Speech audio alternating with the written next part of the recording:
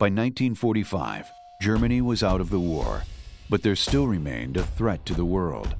Japan was still in it for the long haul in the Pacific War and wasn't willing to back down from U.S. soldiers and our allies. With the world still at danger, 2 nuclear weapons were developed by the Manhattan Project.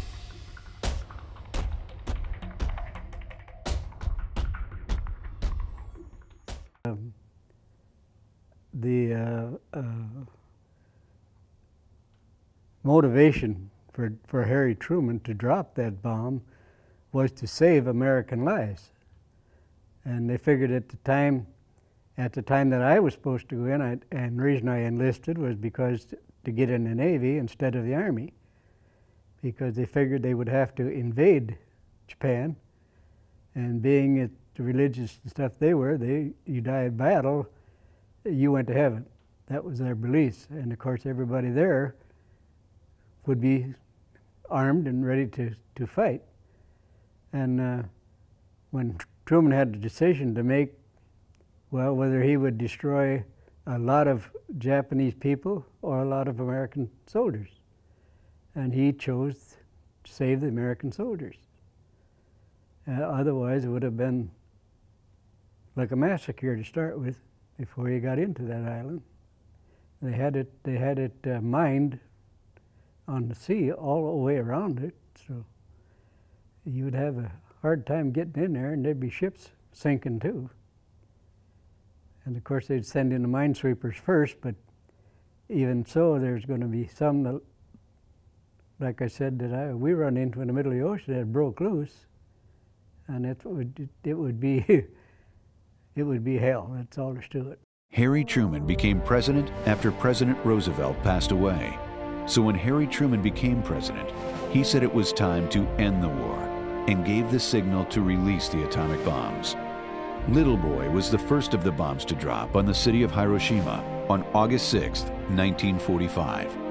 Within the first 2 to 4 months, Little Boy's acute effects killed 90,000 to 166,000 people in Hiroshima. I was on Guam. It was in B-29 outfit, but the bombers, the Enola Gay bomber was from Saipan that carried the nuclear weapons over, or the bomb over to Japan. And it was a trying time. They had the first one, and Japan didn't say anything until they did the second one, and then Japan declared an end to the war. The second atomic bomb, Fat Man, was dropped on the city of Nagasaki on August 9, 1945, with a total of 60,000 to 80,000 deaths, leaving the world devastated from the power of these 2 bombs. On the 15th of August, 1945, Japan announced its surrender to the Allies, signing the Instrument of Surrender on the 2nd of September, officially ending World War II. That war ended a long time ago, but every year, the Staples Lions Club raises money to help send World War II veterans to Washington, D.C. One of the projects that's been really of interest to me, and truly was a life-changing event for not only I, but for just about everybody who's gone on one of our trips, is the Honor Flight program. What we do in these honor trips is we raise the dollars and we take them to Washington, D.C. for free. They cannot pay a penny. They cannot pay a penny for their trip. They cannot pay a penny for food.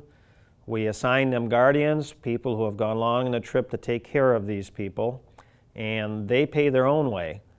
And we leave early in one morning, and we stay the night, and we come back the next day. The experience is not only being in Washington, D.C. The experience also involves a send-off at the high school and at various other schools in our community. And then we do have a welcome home event the day after we return home. And it's during that welcome home event that I think it really starts to sink in to these veterans about what just happened to them.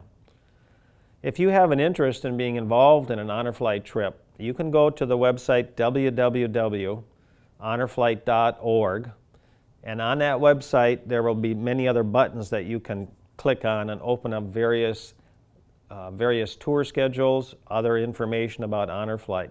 April 12, 2012, World War II veterans meet at the Staples Motley High School. It's a chance to meet some of their old veteran friends with a program in the auditorium. And with family and friends supporting them, send them on their way to Washington, D.C. It's one of the first participants from the Lions honor fight from Staples. I went to Washington, D.C., and it was shortly after they completed the memorial for the World War II veterans. What a good time we had up there, and all the monuments we saw, and how we put the wreath on the grave of the dead soldiers. The purpose of the trip is to allow the veterans to see the memorials that were built in their honor and get a chance to interact with other World War II veterans about their experiences in the war. The veterans get 3 days in Washington, D.C. to see the monuments, Arlington National Cemetery, and many other sites in the capital.